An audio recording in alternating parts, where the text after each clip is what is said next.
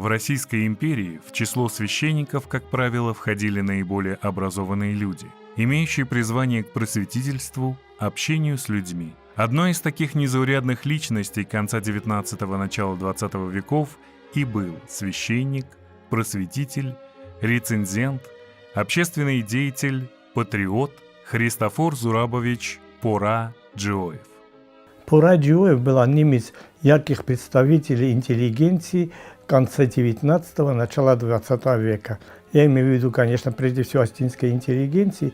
Человек был высокообразованный и внесший большой вклад в развитие астинской культуры.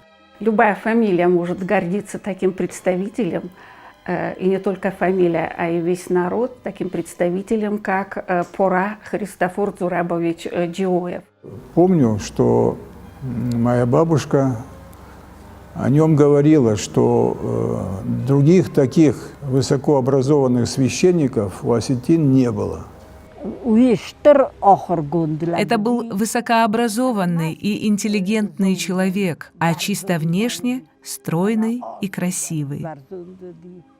Память Пора для нас, она особо ценна. Саур Фашлагуди, вот.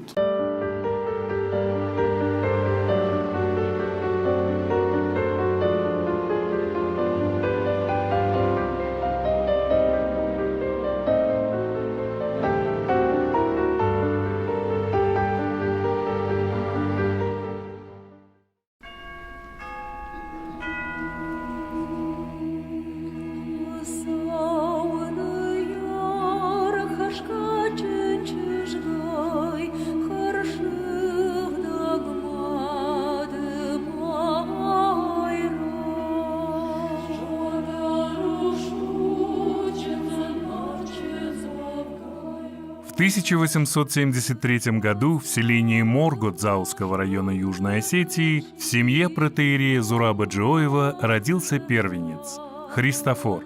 Правда, все с самого рождения называли мальчика Пора. Южане, они феназуранс. Они его должны были назвать Фора, Христофорума.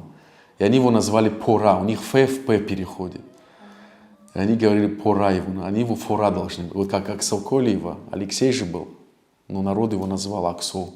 Фамилия Джиоевых большая фамилия, и ее можно соотнести с большой фамилией Ивановых у русских.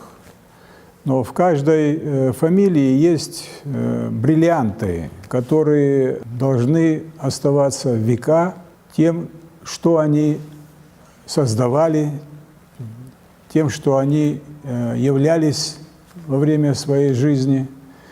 И вот я считаю, что одной из таких ветвей Джиоевых была ветвь, которая была заложена священником Зурабом Джиоевым. Закончив Тбилисскую семинарию с отличием, он попытался продолжить образование духовное в Московской академии. Но по просьбе матери своей, в связи с достаточно сложными обстоятельствами жизни, он вынужден был вернуться в Джавский район, в селении Морго.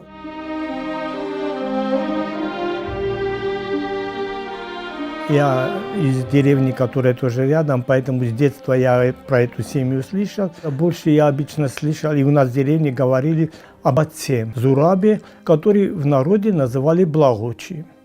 И долгое время я был уверен, что Благочи – это его осетинское деревенское имя, а Зураб – это его уже христианское имя, поскольку он был священником. И только уже потом я понял, что Благочи – это всего-навсего благочинный. То есть он был святым отцом, благочинным, и вот оттуда в Осетин получилось Благочи. Отец Пора, протоиерей Зураб Джиоев, пользовался большим уважением у местных прихожан. «Благочинный наш, батюшка, отец Зураб», так они, любя, обращались к нему.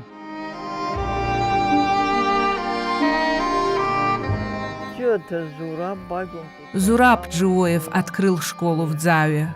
Его здесь очень уважали, ведь благодаря ему сельские дети получили возможность учиться. В школу дети с удовольствием ходили, учителя были очень хорошие, давали детям знания.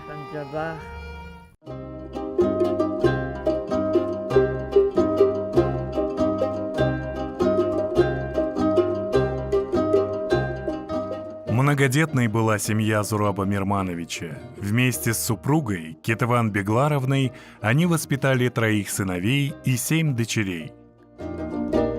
Около 1870 года он женился на дочери офицера из фамилии Кокоевых, Бега Кокоев. Это герой русско-турецкой войны 1853-56 годов. То есть то, что мы обычно называем Крымской войной.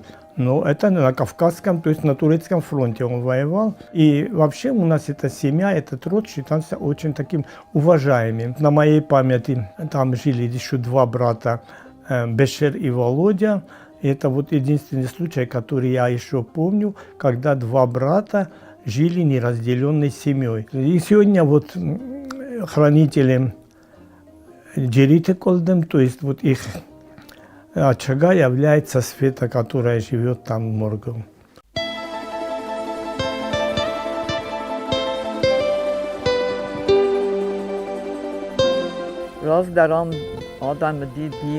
Раньше этот двор бывал полон людей.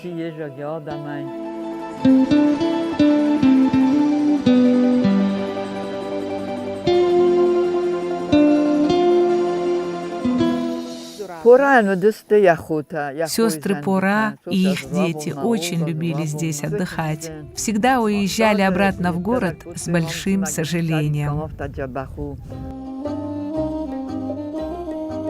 Моя бабушка, она мне каждый раз, когда я был маленький, готовила специально для меня 3-литровый баллон вишни, варенья вишневого, без косточек. Причем, значит, и вишни, и черешни, белые черешни. Вот это я хорошо запомнил, когда маленький был. Все, что я могу рассказать, это с воспоминаний моей мамы, которая внучка Милании Зурабовны, сестры Пора. Они проживали компактно, несколько сестер и брат. Там Софья Зурабовна, Ольга Зурабовна, моя бабушка Милания Зурабовна и брат их Василий. Буквально на пятачке в Цхинвале жили, там, в 50 метрах друг от друга. То есть они довольно часто пересекались и проводили время. Они, по рассказам, естественно, были очень веселые, обладающие хорошим чувством юмора, самоиронией. Я застал только Ольгу Зурабовну, которая прожила около 102 лет. Она была зубным врачом, стоматологом. Софья Зурабовна была за Арсоевыми замужем. Жила на соседней улице, но тоже очень близко. В общем, что я могу сказать? Это были рафинированные интеллигенты, можно сказать, но они были очень простые в общении. Мой отец сам родился в селении Моргу. Он работал учителем истории. С большой теплотой всегда вспоминал свою жизнь, естественно, свою родину, селение Моргу. И рассказывал про семью Пора Джоева. Он всегда говорил, что несмотря на то, что семья была большой, они все получили высшее образование. Были женаты тоже на женщинах, которые из интеллигентной, образованных семей. И дочери тоже оказалось так, что вышли замуж за очень именитых, известных в Осетии людей. Самой старшей из дочерей была Мария Зурабовна, Машо, жена известного осетинского просветителя, педагога и священника Георгия Чочишвили. Другая дочь, Пелагея Зурабовна, Пело, была супругой священника Александра Цаголова. Училась здесь, в университете, во Владикавказе. И меня спрашивает преподаватель Цаголов из Дигары, революционер. Никак не приходится тебе родственникам? У Цаголова, говорит, мать была Джоева. Она была необыкновенной женщиной. То есть он помнил, когда еще был маленьким, эту женщину. Я, естественно, загордилась.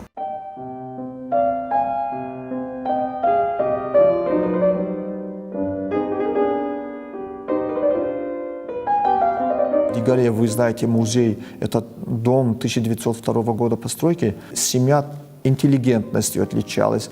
Там и генетика не только цеголовская, но и со стороны Джиоевых. Вот Георгий Цеголов, он как бы мог стать, скажем, ученым и так далее, но видя, насколько как люди бедно живут, он примкнул к революционной молодежи и стал одним, ну не первым, но одним из председателей партии Кельмен. К сожалению, в 1919 году, в конце апреля, он трагически погиб.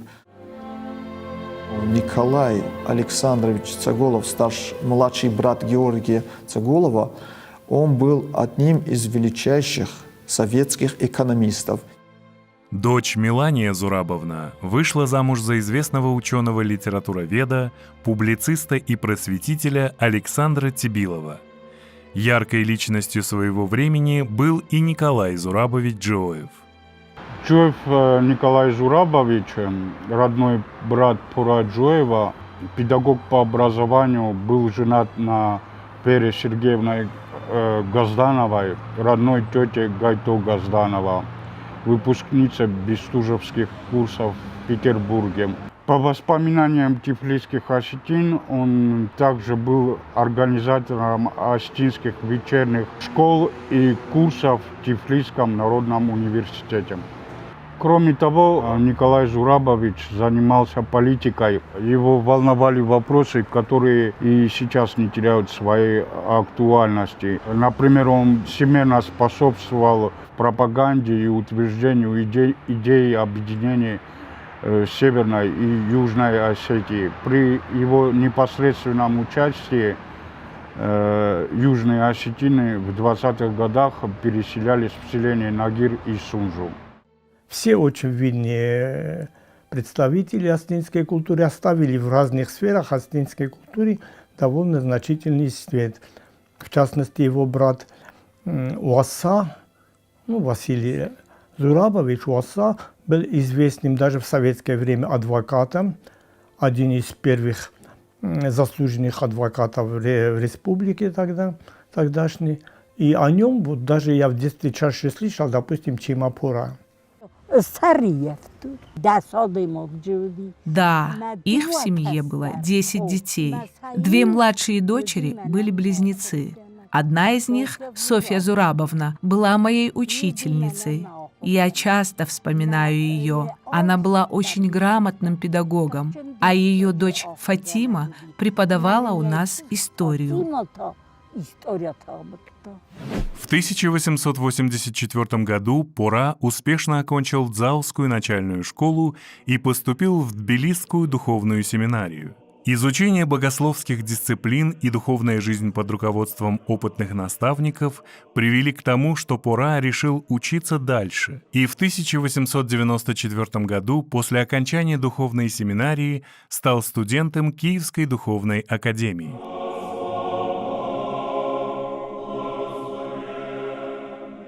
Учеба в академии была сложной. Пора много и старательно учился, свободного времени было мало.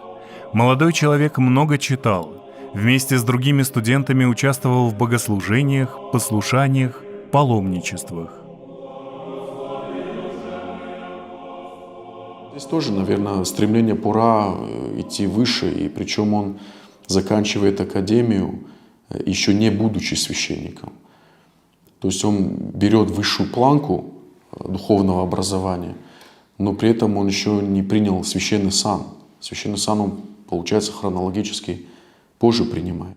Он обладал этим сокровищем, он его приобрел, он учился долгое время, он много времени потратил на то, чтобы созидаться как интеллектуал, человек, обладающий знаниями, дипломатией, знающий языки, знающий литературу, знающий процесс делопроизводства. То есть такие осетины, они всегда были в ценности. Как когда-то был Ахжат Ивани.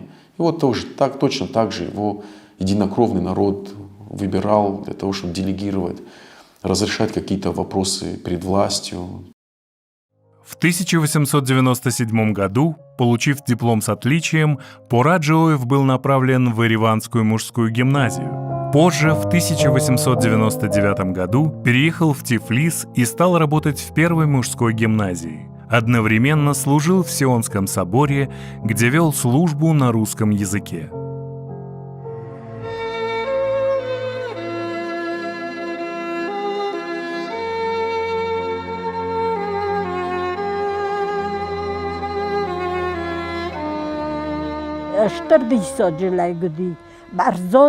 Пора очень интересный был внешне. Очевидцы рассказывали, что когда он проходил по улице, все оглядывались на него, особенно женщины.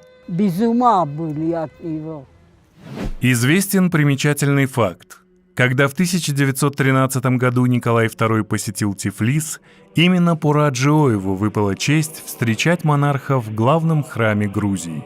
В 1913 году в связи с 300-летием династии Романовых царь Николай II объезжал страну, и он побывал в Тбилиси, и в Сионском соборе, то есть главном соборе Тбилиси, его от имени духовенства Грузии приветствовал именно Пора.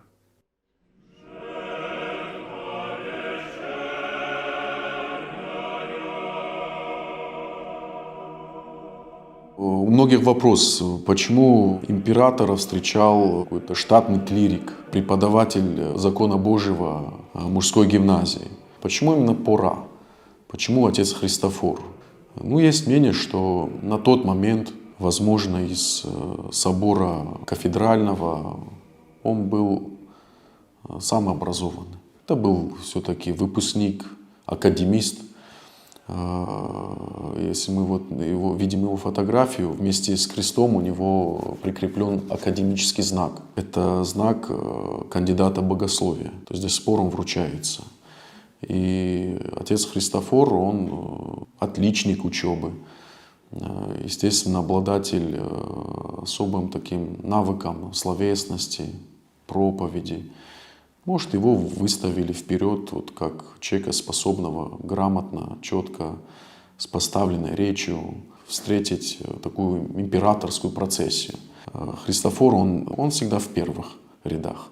Единственный осетин, которому целовал император руку, это Пора Джиоев. И еще произошел интересный момент. В этот же у него в конвое были осетины. И у одного родился ребенок в тот момент.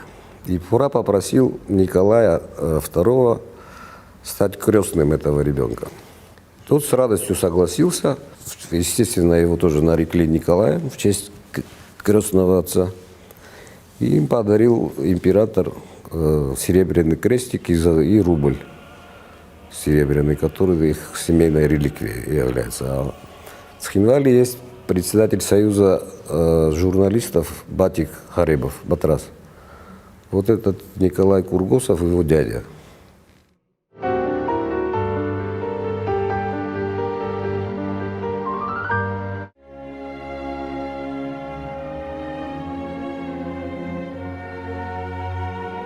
Тернист и извилист был путь осетинской профессиональной литературы. Немаловажную роль играли люди, заинтересованные в продвижении осетинских литераторов.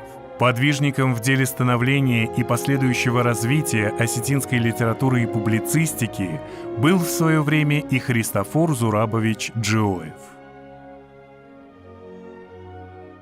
Гапобаев и Пора, они занимают свое достойное место в истории осетинской культуры. Осетинская интеллигенция, она была вся очень спаянна. Они все понимали, что общими усилиями надо поднимать все-таки осетинскую культуру, осетинскую науку. И очень дружно, так сказать, они работали. В 1999 году, к столетию сборника Костахи Тагурова «Ирон Фандыр», вышла в свет монография Ирины Степановны Бегулаевой «Пора Джиоев», первый цензор сборника Костахи Тагурова «Ирон Фандыр». Я на одном дыхании прочитала вот эту брошюру, эту книгу. Не знаю, какое человеческое спасибо, какая благодарность в моей душе вот по отношению к этому ученому. То есть Она описала, и это достоверные факты.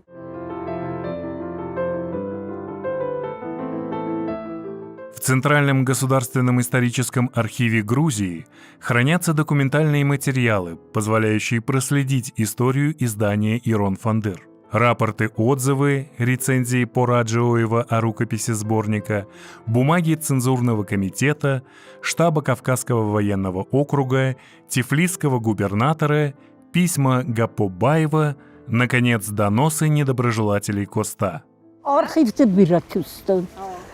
Я много времени проводила в архивах.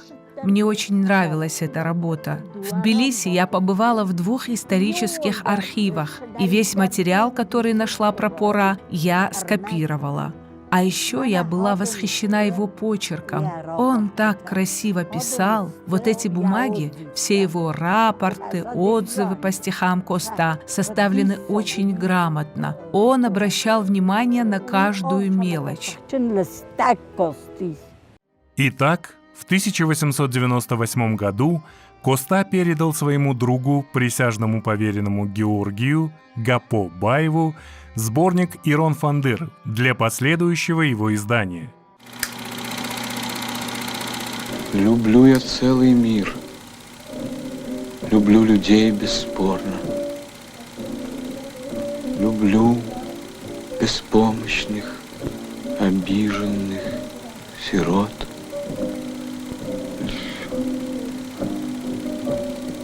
Беспомощных, обиженных, сирот. В рукопись вошли 50 стихотворений. Гапобаев послал тетради из Владикавказа в Тифлис в Кавказский цензурный комитет с сопроводительным письмом, в котором просил дать разрешение на издание сборника Ирон Фандыр.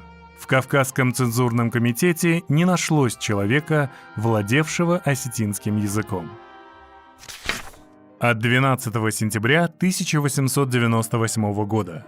От попечителя Кавказского учебного округа Яновского, председателю Кавказского цензурного комитета Гаккелю. Позволю себе обратиться к вашему превосходительству с покорнейшей просьбой возложить просмотр рукописи Константина Хитагурова на законоучителя Ереванской первой мужской гимназии Христофора Пора Джиоева. Пора совершил тогда, в принципе, гражданский подвиг, потому что от него требовалось не просто дать оценку от книги, но именно дать свет, потому что все знаем, что в тот период у Коста была довольно-таки уже известная репутация как народного заступника, как, в общем-то, довольно, скажем так, довольно революционного человека. И поэтому надо было преподнести книгу и рукопись так, чтобы другой, уже вот прочитав это все на русском, в переводе, в объяснении, не придрался. И я считаю, что это достойно сделал Пора. Пора, взяв сборник под свое покровительство, решил любой ценой издать его, оставаясь как можно ближе к авторскому варианту. Он написал обстоятельный рапорт-отзыв о рукописи сборника Ирон Фандыр, отдельно и подробно разбирая каждое стихотворение с точки зрения его политической приемлемости.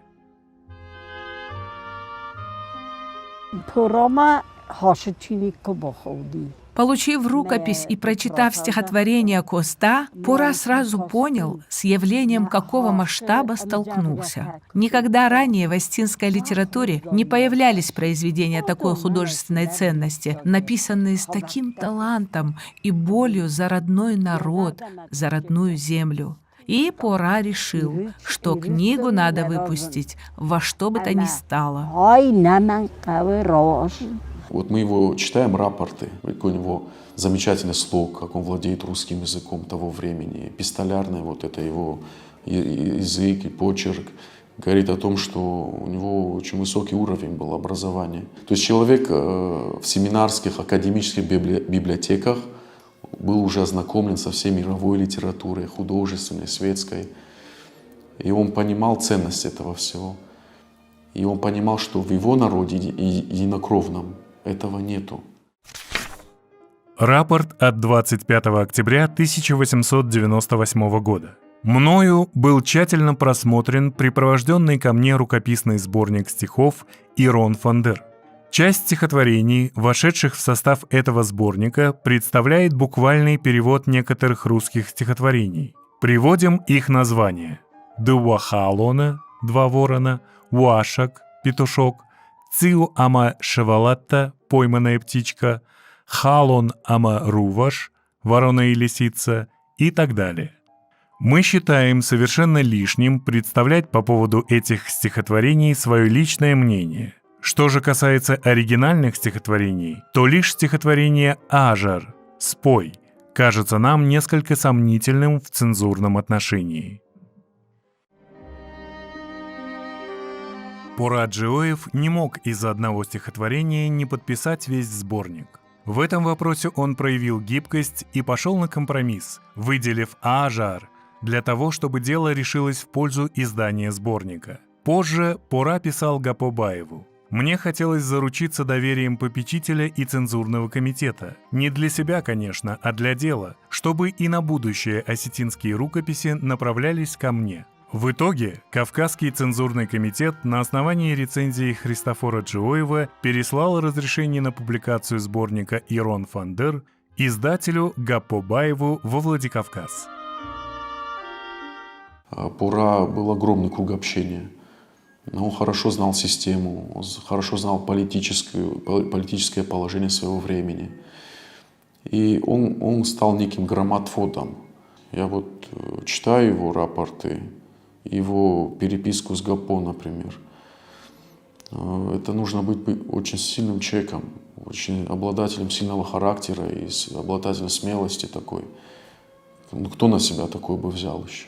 Между ними возникает какой-то конфликт даже. И каждый из них знает ценность этого сборника, который должен увидеть свет. Но при этом каждый работает в своем направлении. И они друг друга не понимают даже, кто что делает. Пора точно знал, что нужно сделать для того, чтобы сборник был опубликован. Но его видение не совпадало с видением Коста. Представьте, в каком положении был. Он же пишет Гапо: «Я хотел сделать так, чтобы и овцы были целы, и волки сыты, чтобы и остинский читатель увидел послание Коста обществу, ну и чтобы Коста остался в безопасном положении». Ваше превосходительство, разрешите доложить. Вот листовки со стихами Коста. Опять Коста. Опять его стихи.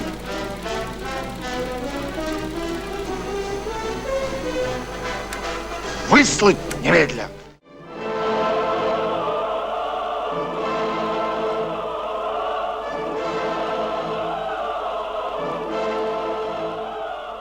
Читаем эти рапорты, отчеты, рекомендации, эти переписки.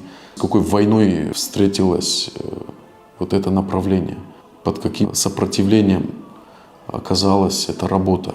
И Пора, он стал таким посредником между Коста и его трудами и светским обществом, которое жестко фильтровало такие работы.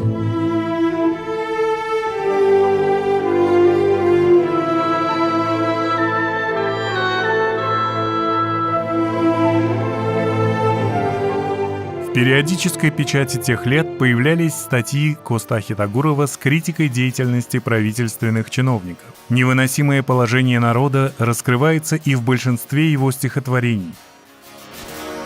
Uden soima pena machen sardevan Чихалы барабандай Оманы ярак Авжаргатын маныван Суката даранна.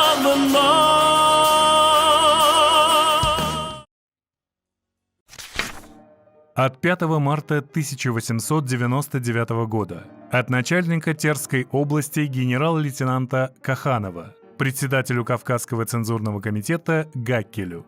Стихотворения на осетинском языке Константина Хитагурова, пропущенные тифлисской цензурою, крайне возмутительного и противоправительственного содержания, и, кроме того, воспевают те пороки осетин, к искоренению которых должны приниматься особенно настойчивые меры, так, например, как месть. Выдающимися же по своему содержанию являются стихотворения «Солдат» и «Шинель», направленные против воинской повинности. Сборник «Ирон Фандыр» должен был появиться на свет в начале 1899 года. Но после доноса Каханова рукопись была арестована. Руководство Кавказского цензурного комитета полностью полагалось на мнение Пора Джиоева. Тем не менее, решило соблюсти все формальности и для большей уверенности вторично подвергнуть рукопись цензурному рассмотрению. Пора вновь приступил к цензированию стихотворений Коста с присущей ему обстоятельностью и вскоре в повторном рапорте написал в цензурный комитет: от закона учителя Ереванской гимназии Джиоева, попечителю Кавказского учебного округа Яновскому. По вашему предложению я вновь пересмотрел рукопись самым тщательным образом и пришел к непоколебимому убеждению, что сведения, дошедшие до начальника Терской области, представляют из себя не что иное, как самую бесцеремонную по своей неосновательности клевету, ложный донос, учиненный лицом, не имеющим ни малейшего представления не только о внутреннем содержании, но и даже о внешнем составе сборника стихотворений Коста Хитагурова. А стихотворений под названиями «Солдат» и «Шинель» и вовсе нет в сборнике. Значение Коста, значение Ирон Фандыра увидел не только Пора, увидели враги нашего народа. С большим, насколько я помню, когда я интересовался этим, с большим трудом, используя, какая-то у него была природная харизма, используя ее, он пробил ее все-таки и увидел свет Ирон Фандыр.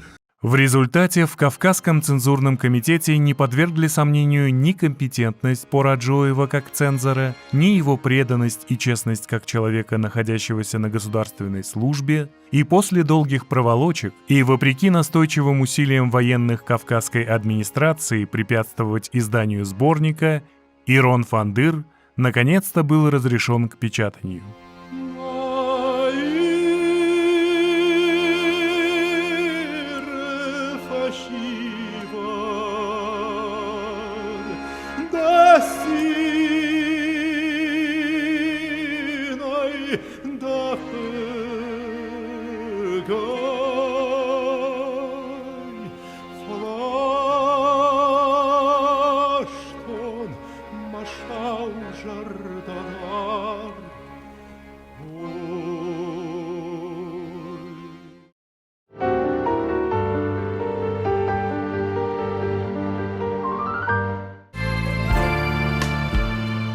В Тифлисе Пора женился на сестре грузинского священника Вардиашвили Софье Николаевне. Семья их также была многодетной – 4 сына и 5 дочерей. Я считаю, что стержень где-то 80% своей культуры, своей, вот чем является человек, он выносит из семьи. Я всегда ищу, если вижу достойного человека, я ищу своим сыновьям, всегда говорю, если я достойный человек, это ветка. Поищите, на каком дереве он вырос. Поэтому, если сын был достойный, он вырос, значит, дерево было доброе. Посмотрите на потомков отца Христофора. Каждый из них занял очень важное место в своей жизни. Сыновья и дочери, нету там простых, которые человек просто прожил эту жизнь. Нет, или супруг, или сама там.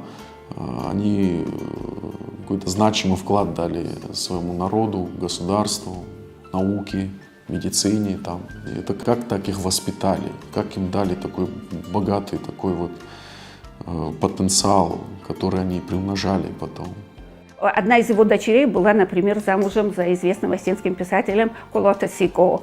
Это тоже, знаете, говорит о том, что он всячески старался как-то связать вот осетин для того, чтобы давать народу больше импульса, что ли, в развитии.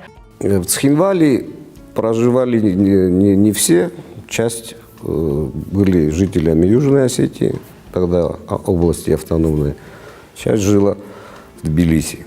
В том числе дочери Пора, которых они у меня были на слуху, это Ирина, Ната и Люба. Вот к бабе Любе, так я ее так звал, я был вхож, будучи студентом Тбилисского института, я на первых курсах очень часто к ней заходил.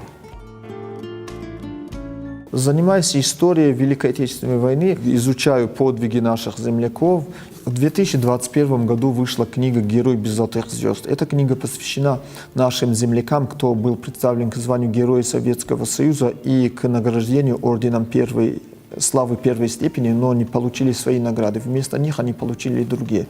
Книга получилась объемной, более 500 страниц. Там расписано досконально все, что удалось найти. Там есть отдельный очерк про Дмитрия Христофоровича Джиоева. Официально я сделал несколько запросов в Москву и прислали картотеку. Вот послужной список там был, где служил это сын Пора Джиоева Дмитрия. И там написано было все, какой подвиг совершил. То есть он командовал 160-м отдельным танковым полком и был тяжело ранен во время боя на территории Черниговской области Украины.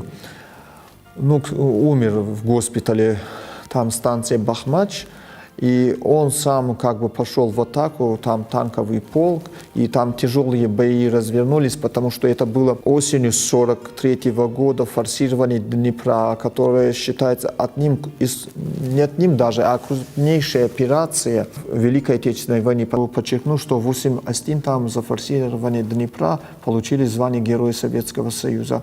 Один из них еще должен был быть, кто на территории Черниговской области отличился, это Дмитрий Христофорович Джиоев. В октябре 1943 года представили к званию Героя Советского Союза, но получилось так, что его наградили спустя почти 8 месяцев, его наградили орденом Ленина. Орден Ленина – это высший орден Советского Союза. И причина там кроется в том, что то, что ему не присвоили звание Героя Советского Союза, то, что его отец Христофор Зурабович Джиоев был священником, а в то время это играло свою роль.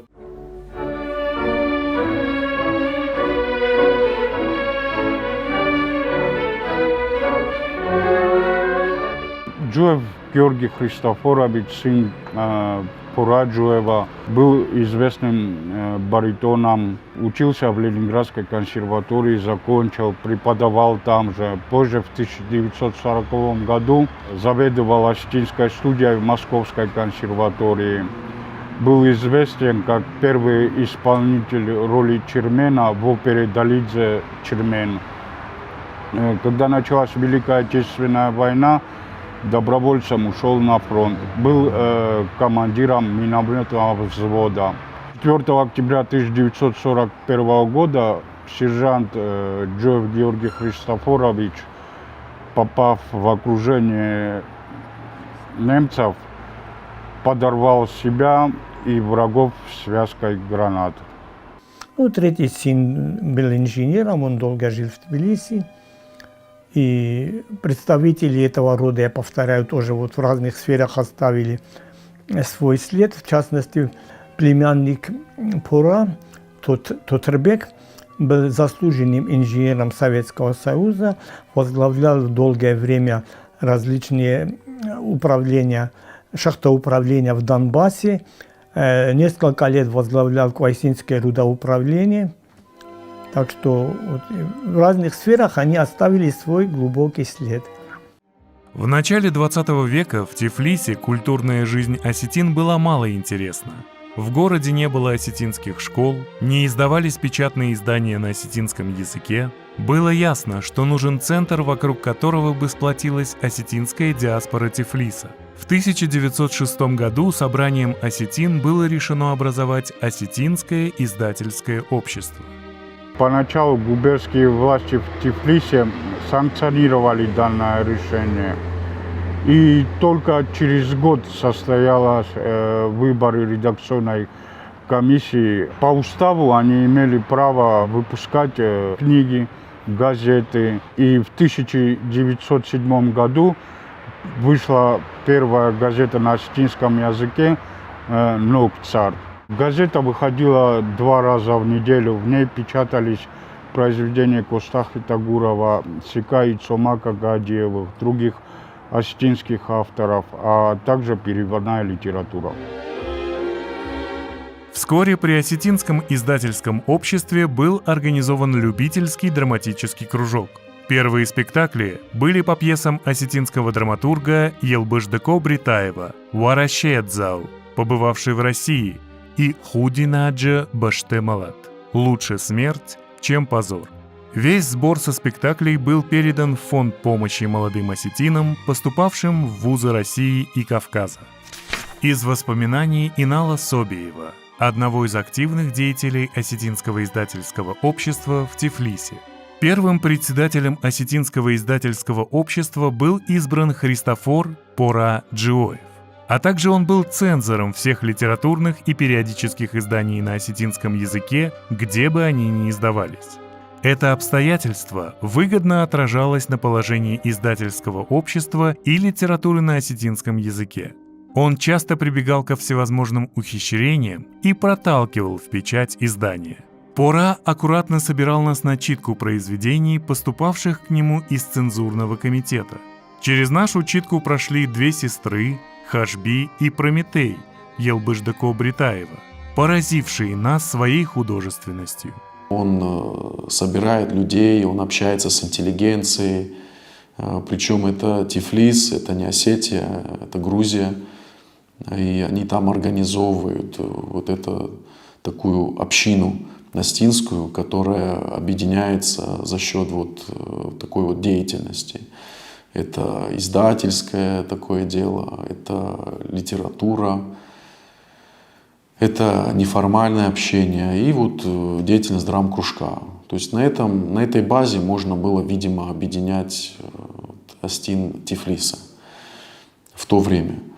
И Пора, он все время на какой-то передовой в этом отношении. Он везде успевает, везде его рекомендуют. Он делегируется все время вперед. Этот человек был настолько глубоко эрудированный, что по всем вопросам издания на русском и осетинском языках обращались к нему. И только после его заключения статья или же газета могла выйти в свет.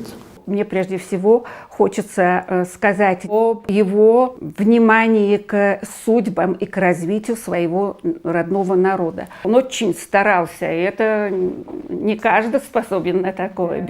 Он сам переводил и рецензировал пьесы, которые ставились на сцене этого драм-кружка.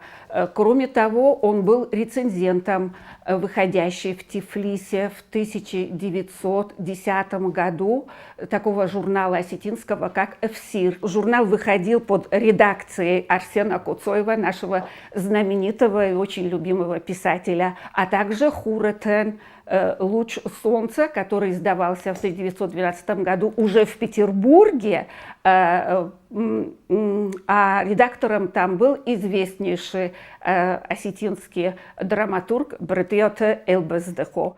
После переезда в Южную Осетию Пора продолжает работать в культурно-просветительной сфере. Он был одним из первых учредителей педагогического училища в Цхинвале, его первым директором. Одновременно преподавал русский язык и литературу. Я это так называю феномен Юго-Осетии.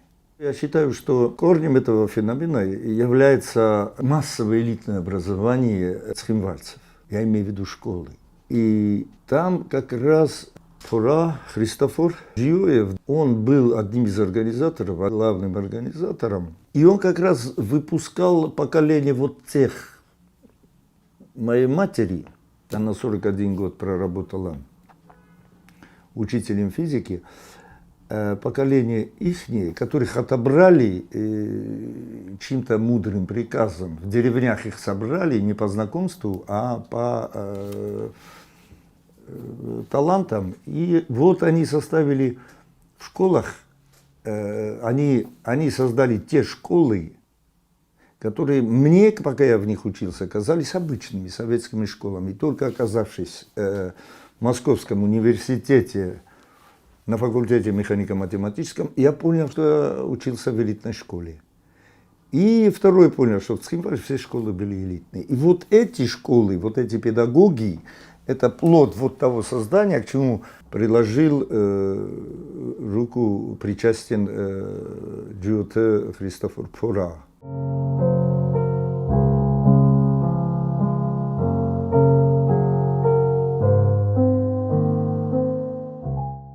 Позднее Пора участвовал в создании Музея краеведения Юга Осетии, где проработал до конца своей жизни. Огромная его заслуга в том, что здесь, в Цхинвале, он был основателем краеведческого музея. Первым директором, основателем, первым собирателем экспонатов. И благодаря ему, с его помощью, здесь проводились и первые археологические изыскания. В частности, ленинградский археолог Пчелина приезжала, и вот через наш музей, ну и, соответственно, и научный институт уже у нас был, она проводила первые археологические изыскания.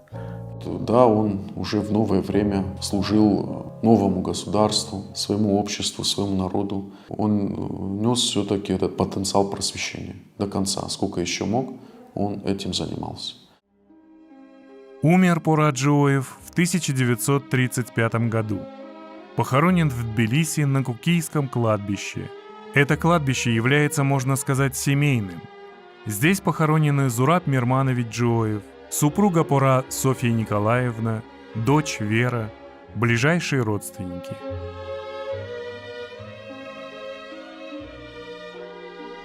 К сожалению, о Пора Джиоеве в Осетии мало знают, как бы хотелось. Он заслуживает большего, чтобы его знали. Вот мне понравилась инициатива фамилии Джиоевых увековечить в Южной Осетии, в Цхинвале. Ему хотят бюст установить. Это тоже очень хорошая идея. Нам еще предстоит воздать должное Христофору Зурабовичу Пора Джиоеву, неординарной личности и настоящему гражданину, доказавшему свой патриотизм, свою любовь к Осетии на деле.